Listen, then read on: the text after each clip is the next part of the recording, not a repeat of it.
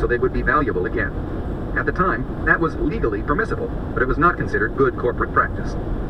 On his first Thursday back at Apple, Jobs called for a telephonic board meeting and outlined the problem. The directors balked. They asked for time to do a legal and financial study of what the change would mean.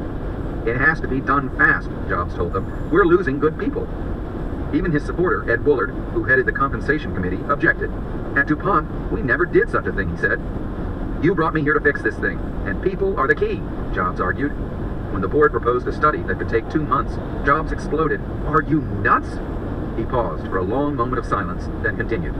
Guys, you don't want to do this. I'm not coming back on Monday, because I've got thousands of key decisions to make that are far more difficult than this. And if you can't throw your support behind this kind of decision, I will fail. So if you can't do this, I'm out of here. And you can blame it on me. You can say Steve wasn't up for the job. The next day, after consulting with the board, Woolard called Jobs back. We're going to approve this, he said, but some of the board members don't like it. We feel like you put a gun to our head. The options for the top team, Jobs had none, were reset at $13.25, which was the price of the stock the day Emilio was ousted. Instead of declaring victory and thanking the board, Jobs continued to seethe at having to answer to a board he didn't respect. Stop the train.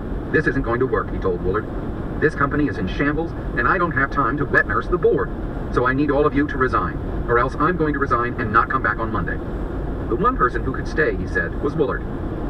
Most members of the board were aghast. Jobs was still refusing to commit himself to coming back full-time or being anything more than an advisor, yet he felt he had the power to force them to leave. The hard truth, however, was that he did have that power over them. They could not afford for him to storm off in a fury, nor was the prospect of remaining an Apple board member very enticing by then. After all they'd been through, most were glad to be let off, Woolard recalled. Once again, the board acquiesced. It made only one request. Would he permit one other director to stay in addition to Woolard? It would help the optics. Jobs assented. They were an awful board, a terrible board, he later said. I agreed they could keep Ed Woolard